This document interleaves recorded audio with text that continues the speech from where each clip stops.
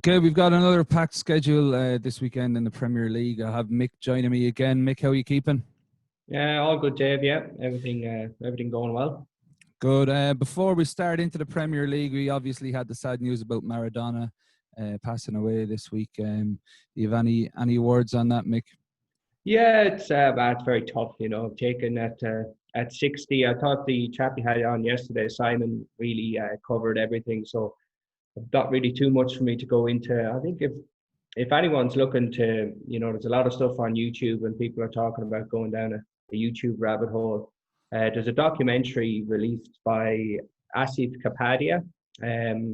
You'll find it online somewhere, but I think it's free to watch on Channel 4 now, and that's top notch. Like, so if you ever want to kind of see warts and all, kind of the genius and what people would say, his darker side as well. It's not just a Maradona loving, but that's a brilliant documentary. So if anyone's looking at,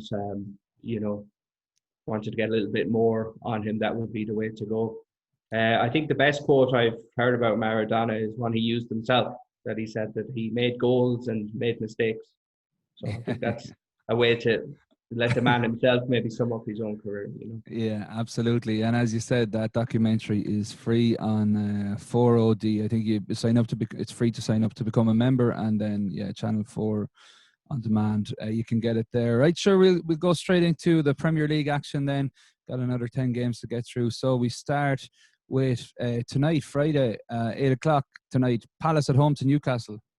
Yeah, Palace, Newcastle. So we have, Steve Bruce will be looking to kind of bounce back. Palace with Hodgson. Zaha, I think, is still out with a positive, I think he had a positive COVID test. So we're going to be seeing this a bit where we mightn't be finding out until maybe the day of a game or something that players can drop out. That's just going to be part of it this season. Disappointing result for Palace last game against Burnley.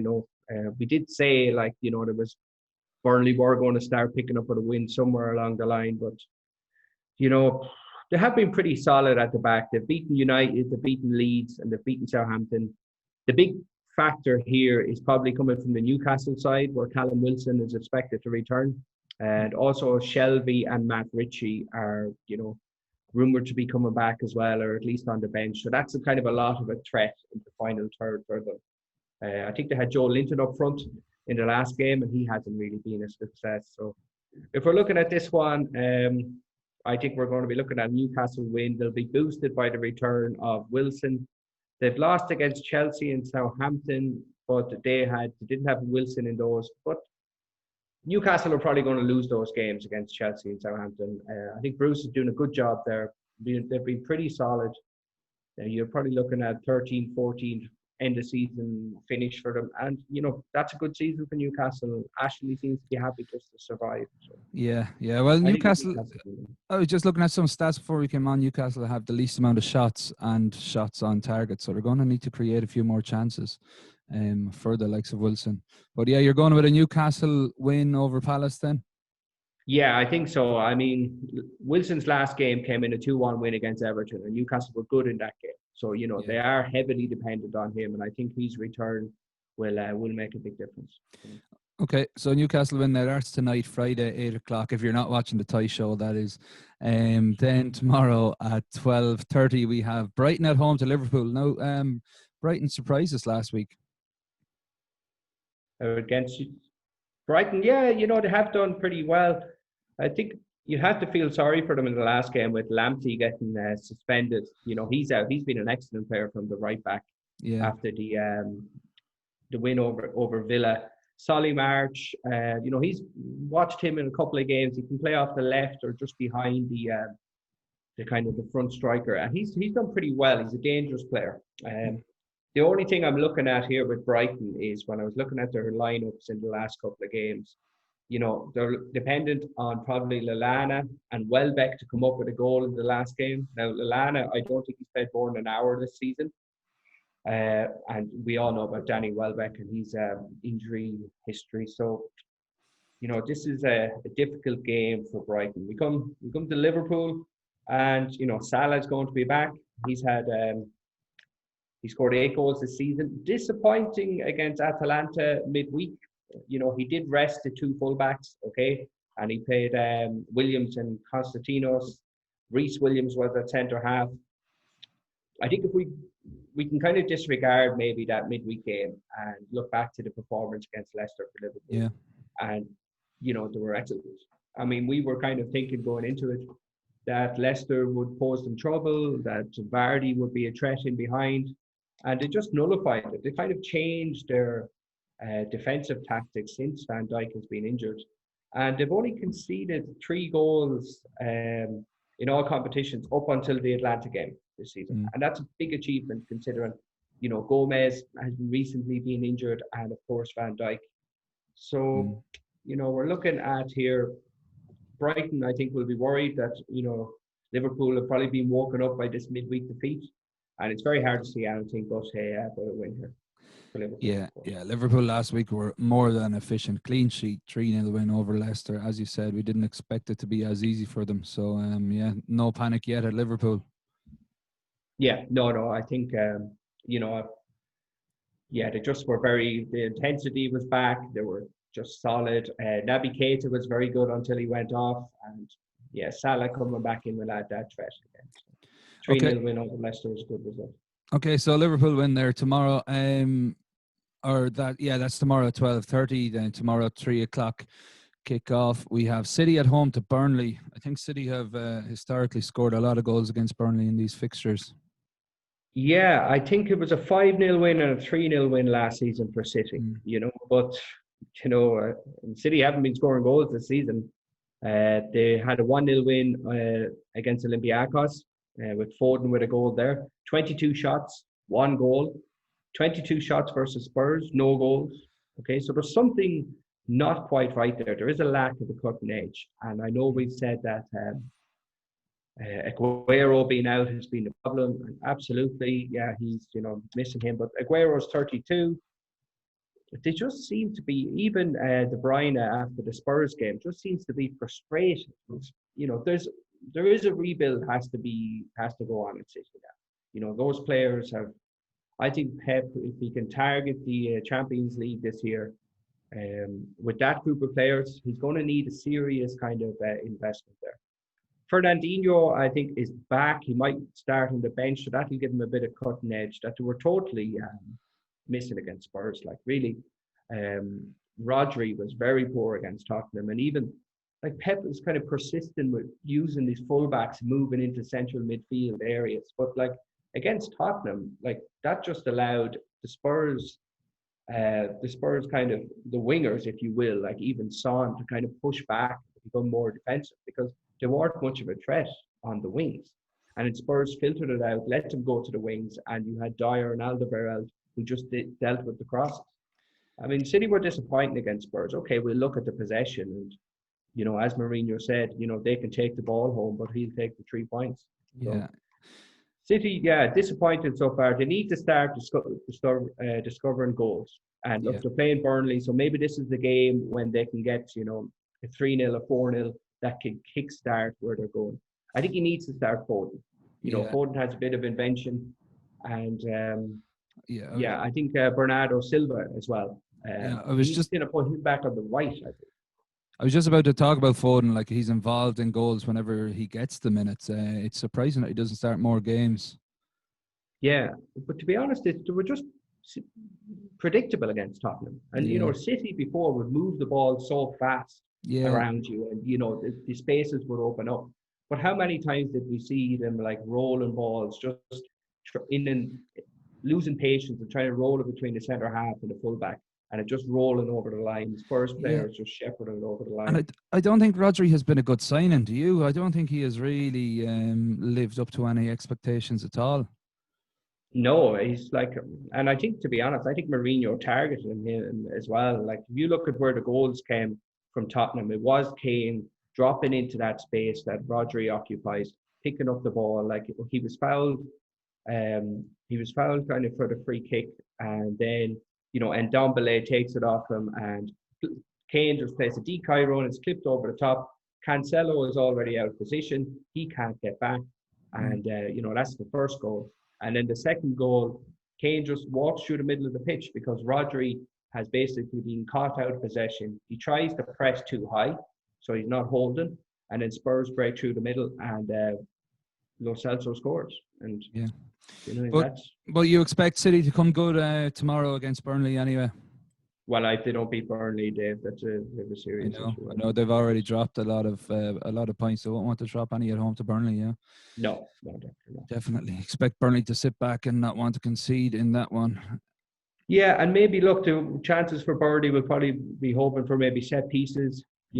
This game might actually suit Burnley's style in a weird way, that they can be penned back in and they'll try and be solid and have a low block and try and get something on the break. They have started Rodriguez in the last game, and he's a little bit different. I don't know if you remember him from his Southampton days under Pochettino first. He was quite a useful striker, had his injury problems, he's not as mobile as he used to be. But yeah, Burnley will be relying on set pieces here and maybe long balls to get them. I think we're in agreement on a City win tomorrow. Oh yeah, City win, yeah. Then tomorrow 5:30, Everton at home to Leeds. Should be looks like it could be a pretty good game. Leeds not really following up their early season form. No, I mean Leeds had the draw against Arsenal, they should have won that game really, especially with Arsenal going down to 10 men. Yeah. They've had one win in their last 5, okay? 5 points from the last 6 games, and they need to pick up a little bit of form because they have Chelsea and United in December. The thing about this game is I can see goals here.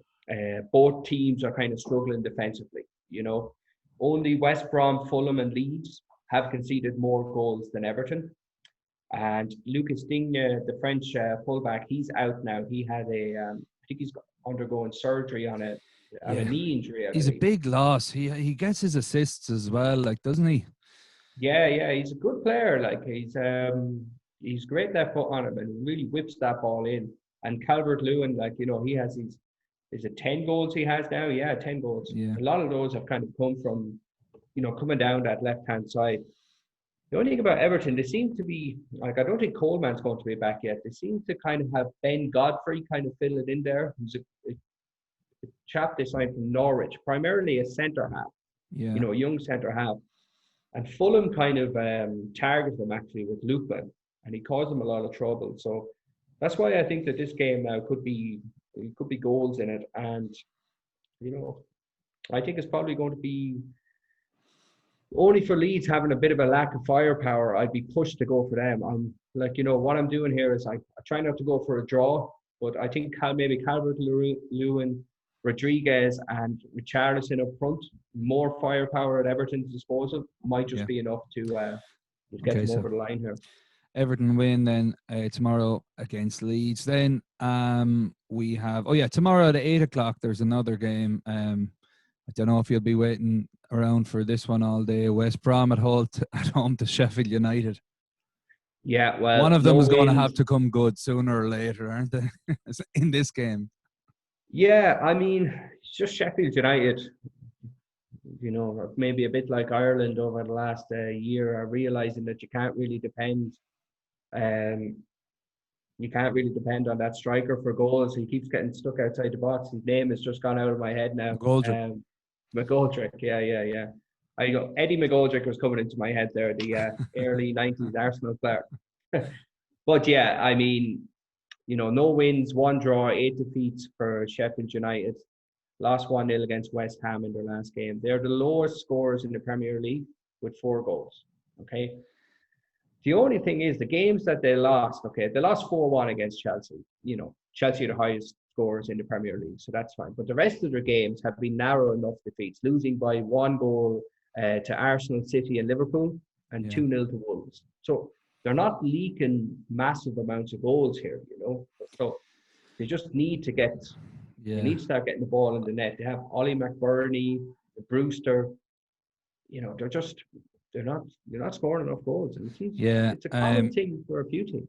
I know that you don't like to predict many draws on this, but this for me has draw written all over it, and maybe a low score and then 0-0, 1-1, something like that. Yeah, look, if we want to be even looking at this game to kind of to look at a player, West Brom have a guy, Conor Gallagher, who was taken down for that penalty against United. And, in fairness to West Brom, they've been unlucky. They lost 1-0 against Spurs. They should have had a penalty against United. Maybe, I don't know if it's debatable, but I couldn't see anything but a penalty for that, given of what other penalties have been awarded during the season. So they're unlucky there. In fairness to Bilic, he's a good manager. He's an experienced manager. Callum Robinson will maybe come back in and start. Maybe a West Brom win I would be looking at here. Okay, West Brom win, and that would pretty much compound Sheffield United's misery. 10 games in, no win after such a good season last year. It's very, very hard to get back up. You would expect these two teams maybe to get relegated now, the position that they're in. Yeah, you would. Well, unless they start picking up points very quickly. I don't think even a draw would even be enough for either of these teams here. If they can, West Brom would feel, that they've been unlucky the last few weeks. Sheffield United are just lacking that cutting edge. But, the squads are just fading and they're lacking quality in both cases, Yeah. So, I think the two of these will probably go down. Okay, if Wilder loses this game, I don't think he'll see the new year with his job, to be honest. I don't think how could he. Yeah, well, we'll see.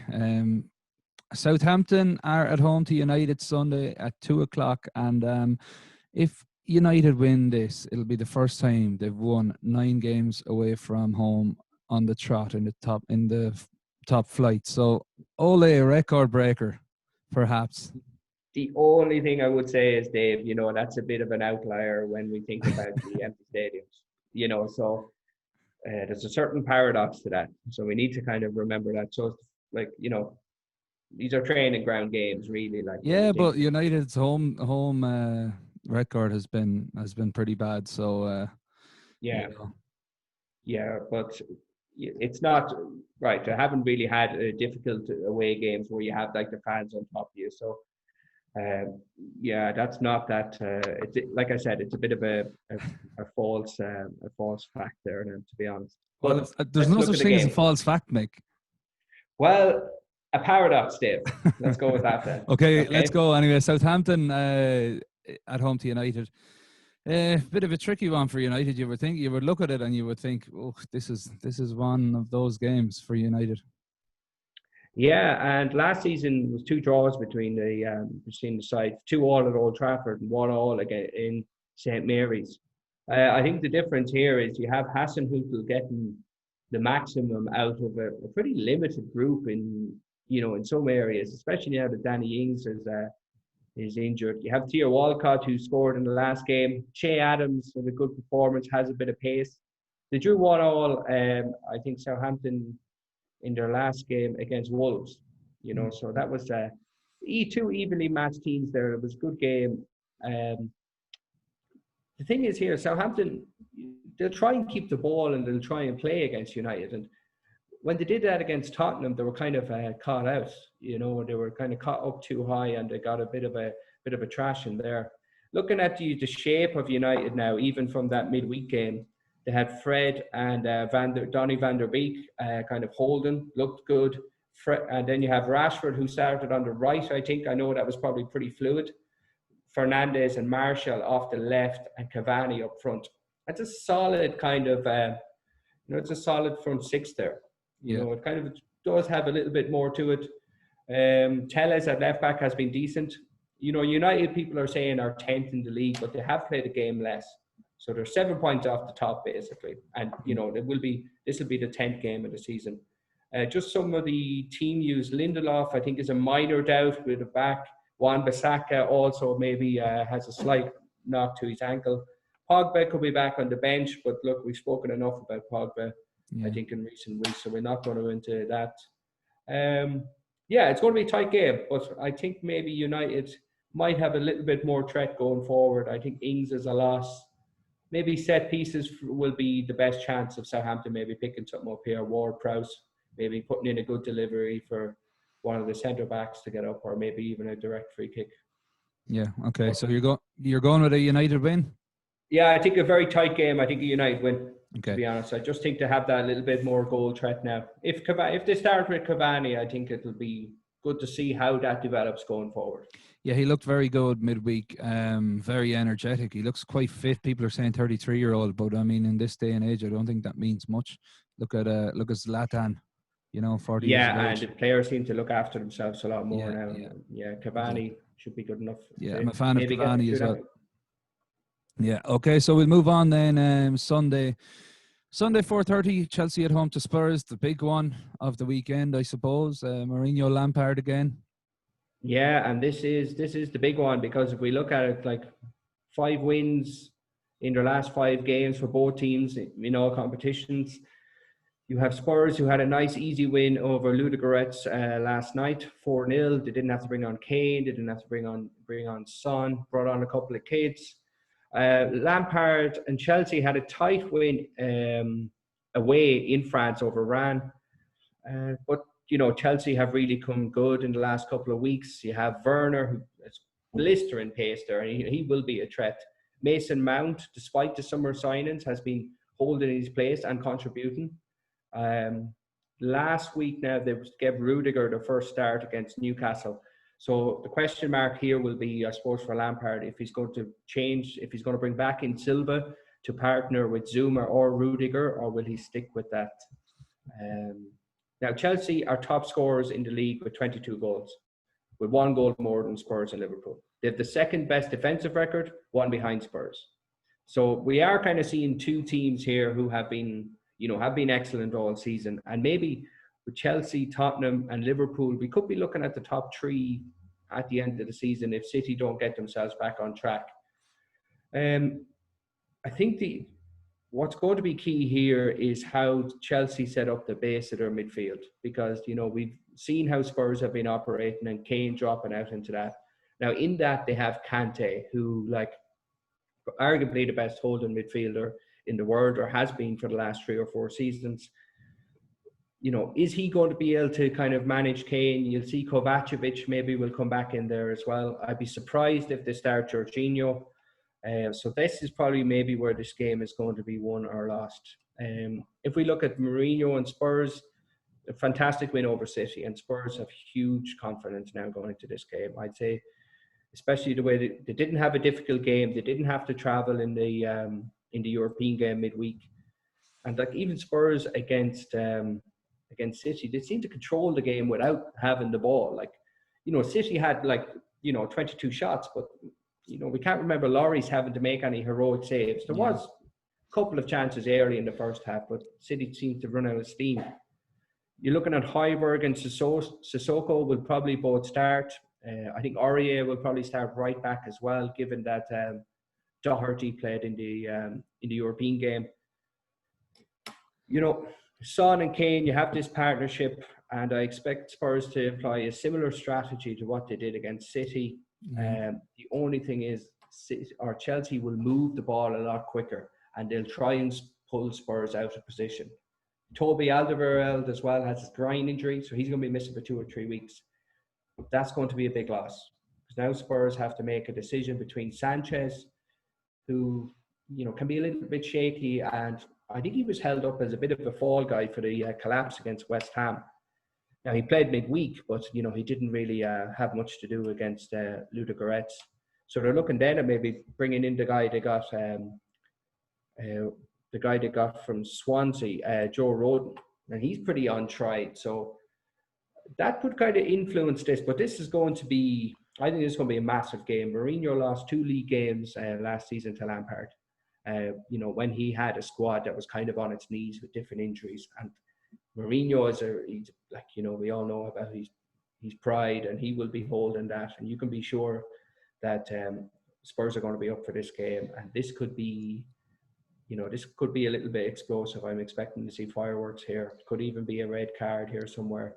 There's history between these 2 teams, and we might even see a slight surprise of Dele Alli getting back on the bench here. Has a good record against Chelsea. Was very good in the European game. Maybe this could be the carrot and the stick for Dele Alli. He might be getting back in here on the bench. Yeah, and like I feel like the first goal is so important. As in, if a Mourinho team goes ahead, and especially the way Spurs playing now, it's very hard for Chelsea to break them down and watch them on the break as well. So I think the first goal is going to be hugely important. Yeah, if you think of Werner was at Leipzig last season, and Leipzig were really overpowered Tottenham, and he gave them a lot of trouble. And even Ziyech, who was played against Spurs the season before in the Champions League, was very good for Ajax against them and scored, I think, in both legs. So you're going to be looking at two players that Spurs know, but at the same time they have troubled Spurs in the past. I'd be fearful of Tottenham defensively, but then I expect Højbjerg and Sissoko both to start and to remain deep. Like I said, similar tactics to City. Maybe a draw here for both teams wouldn't be a disaster. Yeah, probably not. Yeah, what do you think yourself? Are you going to call it? Yeah, I think. Look, I'm going to go for a Spurs win here. I think Mourinho is going to have them up for it. They did beat Chelsea in the League Cup, and I know it went to penalties, but Spurs had a second string team out that night, and it was very early in the season. But that's maybe going to be there as well. Okay. And I expect Mourinho to maybe go and get one over on Lampard here. Tight win, but physical game here. It's a mouth-watering clash anyway. Sunday looks pretty good all in all. You got with Southampton United early, and then Chelsea Spurs at 4:30. Then it moves on to 7:15 on Sunday night. Arsenal are at home to Wolves. Now Arsenal all of a sudden they look a bit light in their squad, don't they? I know they're giving youth a bit of a chance and everything, but I don't know. Well, their big players haven't really delivered for them, to be honest. I'm looking at Aubameyang here. He scored 2 goals all season. Willian, who was kind of held up as an excellent free transfer coming in, has had no assists and no goals in 8 games. Now he's a good player, Willian, but maybe he's kind of just gone over. He's kind of plateauing now in his performance, and his effectiveness isn't good enough. I mean, he looked to be a perfect Arsenal player and a smart purchase, but they're just not getting the most out of their big players. They're struggling for goals, and very disappointing to lose 3-0 at home to Villa. And they haven't scored from open play in the Premier League now since the 4th of October against Sheffield United. They beat United, but if you remember rightly, that was a penalty. Yeah. So, and even to be just a kind of weak mentality against Leeds, like Pete with a red card, just idiotic, to do something like that on the football pitch. Whatever you say, maybe the guy made the most of it, the Leeds player, but it's almost like Martial against Tottenham as well. You just can't do that in football now. And expect it to remain on the pitch. Yeah, it's very hard to have faith in Arsenal these days. Just looking at their lineups and looking at them going out, it's not convincing. And they're up against a good Wolves team. So, how do you see this one panning out? Yeah, and even when people were talking about Arsenal after United game, it was oh well, Ole, is not up to the level of Arteta. Arteta has never been a manager before. He's been an assistant manager, and he's had a good start. And people are saying, this is a project. But if he doesn't start getting a little bit more out of them, the patience will start wearing thin here. Yeah. Now he'll get the season, obviously, but he needs to start getting more out of his top players. I mean, they threw huge money at Aubameyang, and if you look at the Ozil thing, throwing huge money at players in their 30s isn't always the most productive thing. Yeah. Wolves, on the other hand, are one of the best teams to watch in the league. They have quality, especially in the middle with Neves, Moutinho, Podence. Neto came off the bench in the last game. They had no Connor Cody versus Southampton, and that hurt him. He was actually a close contact with COVID, but he's back in for this game. And I think Wolves will have too much. I think Wolves are a better side. I think they have a better manager and they have better players, and I think they'll beat Arsenal. Okay, Wolves win there on Sunday at 7:15 away to Arsenal. Then Monday we have these all 2 games on Monday. I haven't watched a Monday 5:30 game yet live myself. We got Leicester at home to Fulham. Yeah, well, look, we're looking at this, and Rodgers will be hoping to bounce back here. I think, they drew 3-3 versus Braga in the European game, and that was an away trip as well. They tried to rest Vardy and Maddison, but they actually had to bring them on in the end. they're very poor against Liverpool, but they were outclassed. You're looking at the back, and you have Johnny Evans there, and you have Christian Fuchs, just not up to it. Probably 2 or 3 years past their best. I didn't even know Fuchs was still at Leicester, to be honest, and he was, Evans with a kind of a very poor own goal. Liverpool just totally outclassed them, and we talk about like Leicester, having this intensity. But Liverpool just totally, just beat them at their own game, and it really showed like who are the kings of intensive football in the Premier League. Yeah, no, you were talking about maybe Evans and Fuchs past their best. They had been playing very well up to that Liverpool game. I know Fuchs went on loan, I think, last year, and he came back, and he's kind of more central now than left back. And I don't know. I think you have something against Leicester and Rodgers, Mick. Well, I just think if you look at it once, like that was a real test for Leicester. Though. And we did say Leicester should put it up to Liverpool here. It should be very tight, Liverpool, all the injuries. But I don't think we gave Liverpool enough credit for how good they were, even with the injuries. Like, yeah, and I think we were kind of hoping for the sake of the league that Leicester could, like, let's face it, if Liverpool keep playing like that, they're probably going to win the league by a distance again. And we're all kind of hoping that we at least get a title race this season.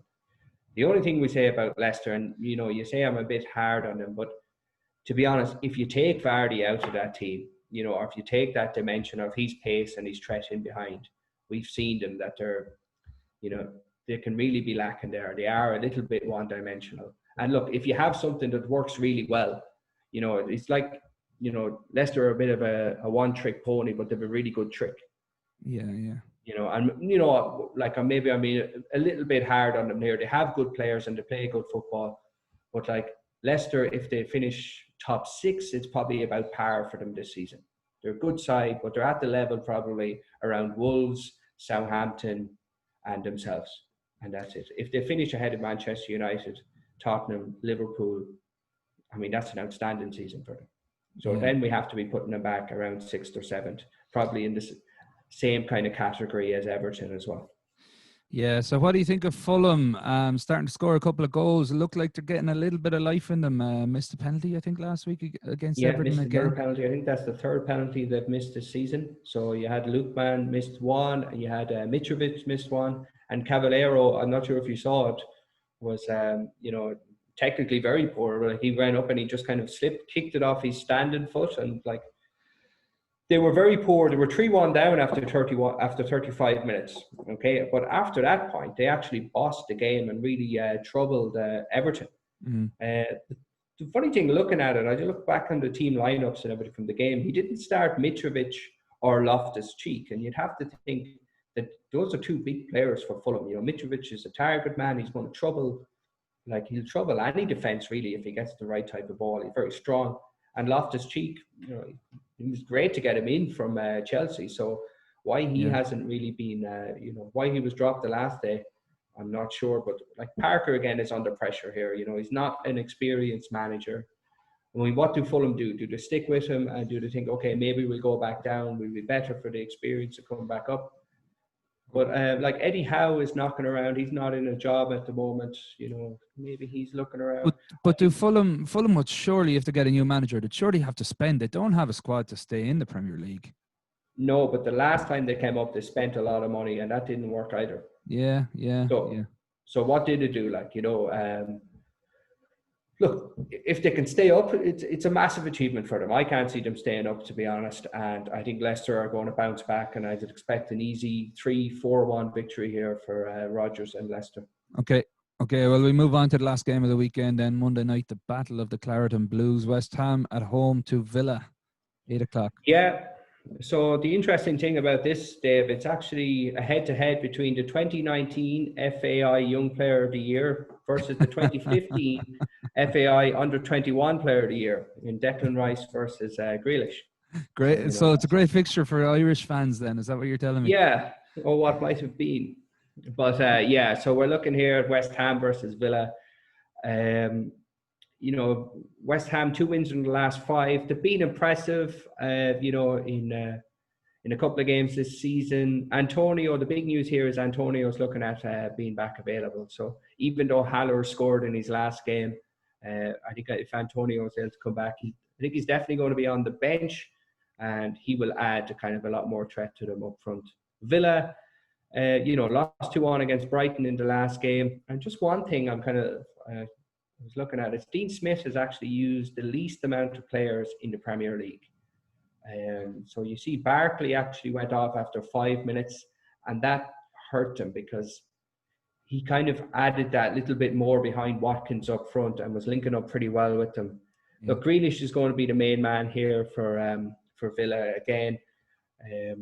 I think the issue, like the Villa probably need to pick up their points now, because if Smith is going to carry on with this strategy of kind of trying to keep, a tight bunch of players, you're going to have injuries setting in.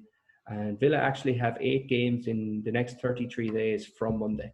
Yeah. So that's going to be a lot. He's going to be relying on, he'll have to rely a bit more on his squad.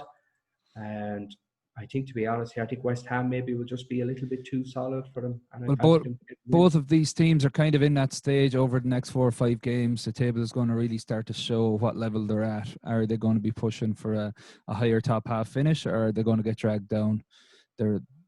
I'd put them on a par. I know Villa have had a better start, but they seem to be it's the next few games are going to be very important. So this one is hugely important for both teams as well, I'd say. Yeah, and it's like, Villa are 7th, West Ham are 8th, so we're looking at here, if they both finish kind of 10th, 11th, it'll be excellent seasons, and that's where they're at. They're kind of a little bit of a false position. You think that they're both above City and United, and that's not going to last either. So look, we're probably looking at 2 mid-table teams, and that's will be a good season for both of them, to be honest, if they can do that. I think if we're looking at these 2 teams, the most important thing for these guys over the next 12 months or till the end of the season is holding on to Rice and Grealish, really. And is that achievable? Probably not, to be honest. The 2 of those are probably going to be pushing on next season. Maybe City. You could see the both of them in sky blue next season. Yeah, maybe so. Fit in around that age profile as well, in with Foden and Foden's a little bit younger, but it could be a rebuilding process, as we've been talking about at City. Well, thanks very much for that, Mick. The big game then to look forward to. Well, Sunday, as I said, Southampton United, Chelsea, Spurs, and Arsenal Wolves. That looks like a great day of football. Yeah, that's the big 3, and I really think Spurs and Chelsea is must watch. Whenever we go back to the Battle of the Bridge a couple of seasons ago with red cards and a few little fights and lots of physicality there. So that's the one for the weekend. There'll be a few theatrics on the sideline as well. Well, thanks very much for that, Mick, and we'll talk to you next week.